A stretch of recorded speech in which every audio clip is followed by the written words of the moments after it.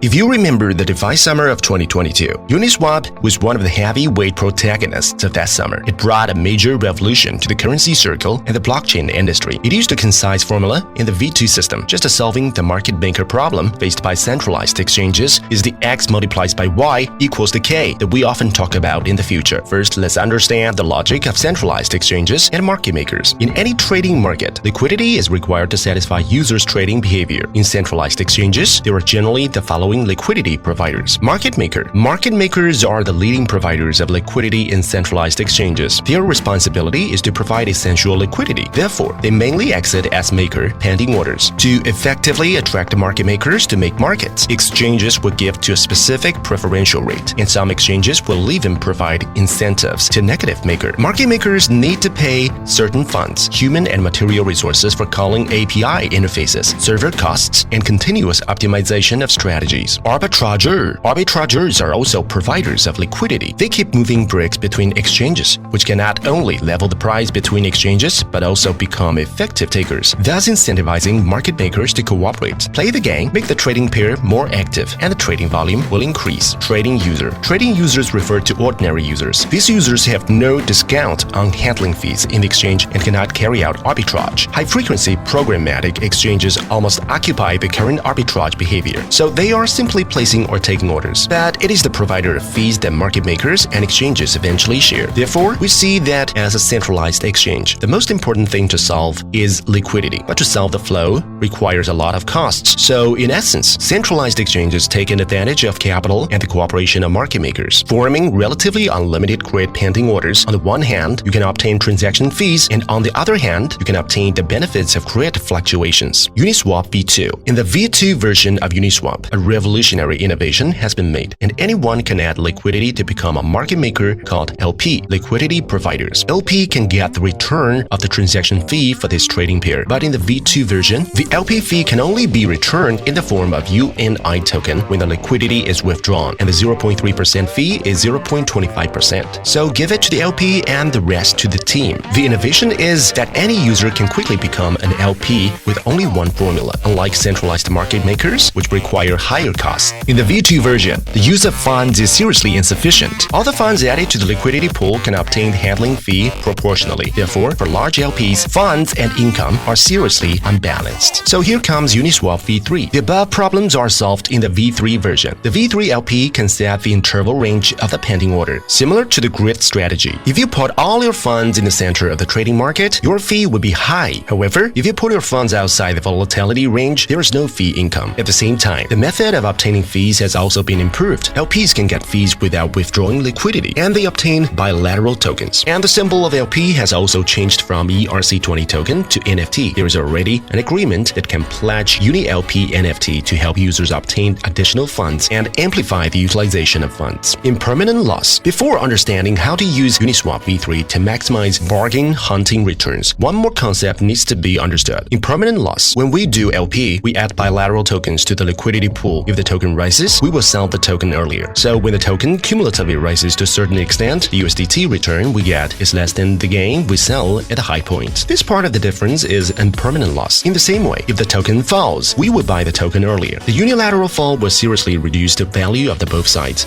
and the U-standard calculation will suffer more severe losses. 3. Strategies to reduce impermanent loss. 1. The fee income obtained can cover impermanent losses. This requires LP funds to be provided within a narrow range of fluctuations, and the market also operates within this limited range. Therefore, when the market fluctuates out of the range, it is necessary to withdraw liquidity in time and renew it according to the recent market fluctuations. Add 2. And this would generate gas fees, so it requires a lot of capital and efficient strategies to rely on. 2. Design a relatively wide grid interval. For example, it is expected that in the next week or month, the fluctuation range of ETH is 1,050 to 1,185. Then we will inject LP according to this interval, and we will sell when it rises to 1,185. We get handling fee for ETH, and when it fell to 1,050, we bought back ETH and got handling fee again. It is equivalent to doing a grid arbitrage and getting fee income. But this also requires anticipating market conditions, so it also faces many risks. 3. The bottom hunting strategy is also a strategy that is especially suitable for bear markets. For the planned bottom hunting funds, we set an interval range of lower width and the upper house. Or take ETH as an example, such as setting 500 1,200 to 1,250. At this point, we see that the ratio of ETH to USDC is 1 to 4,894. That is the ratio of U is higher, about 4.5 to 1. Then when the price falls, you will always buy ETH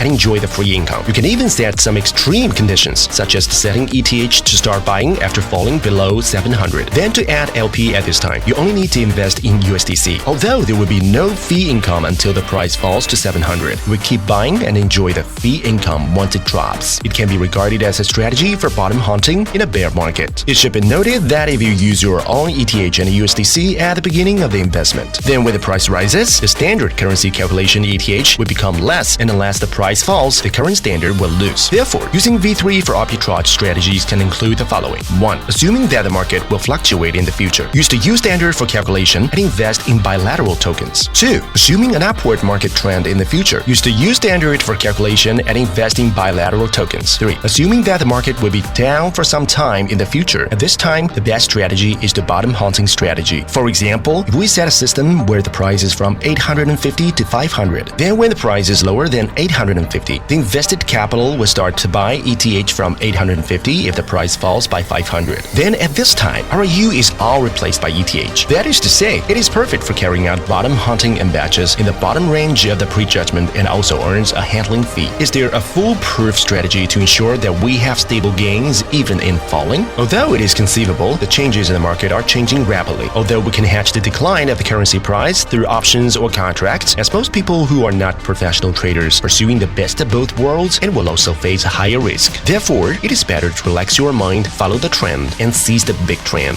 Coinverse is the world's first value discovery community in the blockchain field. We reviews and judges public chains and high-quality projects objectively and fairly. All content of Coinverse is for reference only to community users, not as investment advice.